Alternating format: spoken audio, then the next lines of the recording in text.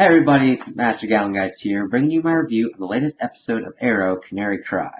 So, this episode was alright. It wasn't completely up to my standards, but that's mainly because of what writers did with what they were trying to do. But there were some really good moments that they had throughout the episode. So, the whole thing was pretty much dealing with Laurel's death, and the two big characters that we saw reactions to were Diggle and Quentin. And then everybody else around him kind of had their own kind of sounding board moments. But it showed real growth with Oliver, that he was still sad about it, but he understood that he had to move forward and what he had to do to move forward, to making sure that Laurel's sacrifice is not in vain. And, I mean, we got some kind of Felicity stuff in there where she feels like she didn't say that it wasn't John's fault, and that led her to believe it was her fault. And it was kind of weird, but there's at least a kind of cordialness and more kind of on team board kind of thing with Felicity and Oliver. It wasn't overtly dramatic or gushy or to a point where you're like, I don't know what these characters are doing anymore. It kind of had a nice kind of neutral, okay, this is our world, we have to deal with it kind of situation and relationship wise, and I kind of like that.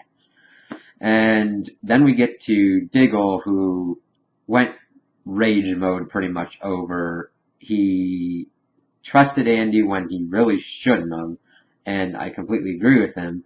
And he pretty much went to the point of almost killing the new mayor, Damien Dark's wife.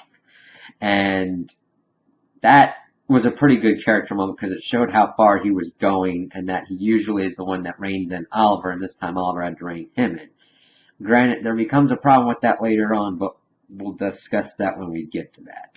So, because Diggle did this, Dark's wife then goes on the warpath against pretty much all mass vigilantes and calls for the arrest of Black Canary. And they're like, that's kind of weird because someone stole Laurel's stuff and has been masquerading as the Black Canary.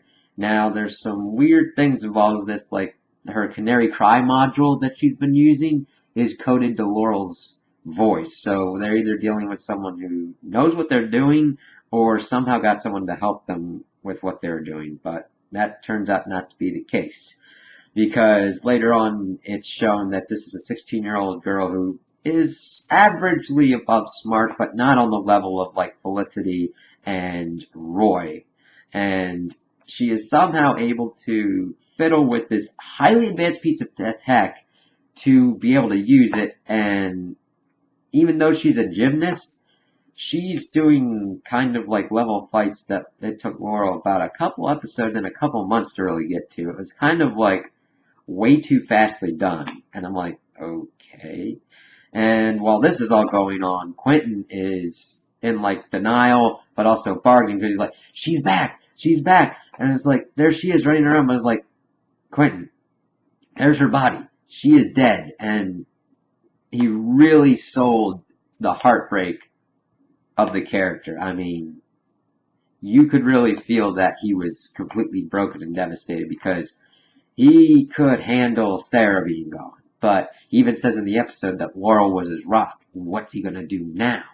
And I felt that he gave a really good performance in conveying that grief and everything, especially at the funeral that they had. And as they're going through all this and trying to capture this fake Black Canary before anything really bad goes down, it's just really strange in how they're able to do this, because at first Oliver encounters her and she's like, you failed us, and used the Canary Cry on him, but it's like they have earplugs for this stuff, and she was somehow able to get it up to decibels above that to incapacitate them. And it was just like, no, I could buy some stuff, but she either needs help or like really smart technical skills. And it wasn't really accurately conveyed. It was kind of a strange way to do it. And it's funny because Oliver stops two people from killing people in this episode. Diggle from killing the mayor, and the Black Canary impersonator from killing the mayor. And then at the end of the episode, when he's talking with Barry and talking with Felicity, he says, we have to kill Damien Dark. And I'm like, why only him? if you're going on a war path with this organization, you need to start taking out major players. And I don't get why it's just like, yeah, we have to kill Dark. I'm like, you need to take away his power first. You need to call in someone. It's been this, he's been trying to beat his head against the wall for much of the season and trying to figure out how to take down Dark. He does it once, and then he's got to do it again. I don't agree with that or like it.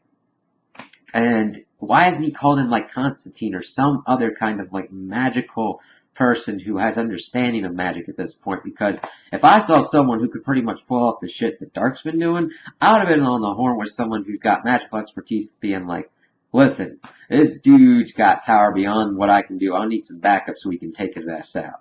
So it's kind of like, yeah, you need to stop him first and incapacitate him before you can even get to even thinking of killing him. And then that's even kind of screwing with what you told Diggle and the impersonator that they're doing wrong. It was just weird. Oh, and then there's some weird continuity stuff in that Barry comes to the grave of Laurel and is able to use his super speed, even though in the Flash episode he has lost his super speed at the point, so it just creates weird continuity unmeshing. It's like, what? When is this? Is it before he loses powers? After he's regained them? Ugh. Okay, and also in the episode, they actually used flashbacks that were not on the island that were actually very effective. Because they were dealing with the fallout of, like, season 1 in that, showing how Laurel and Oliver were dealing with Tommy's death versus, like, how Oliver and the team were dealing with Laurel's death. And it was actually really effective, well done, and actually connected with the story at large.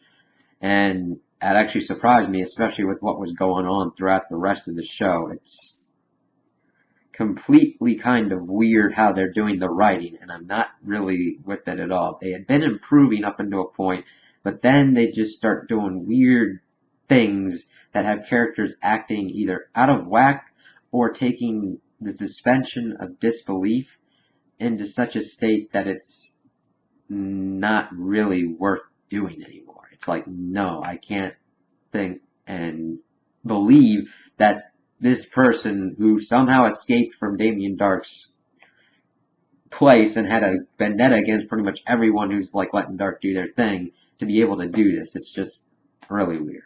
So those are my opinions on the episode. Tell me what you guys think in the comments below. If you agree with me, if you disagree with me, if you liked it, if you didn't like it. Also, like and subscribe, and I hope you have a good day.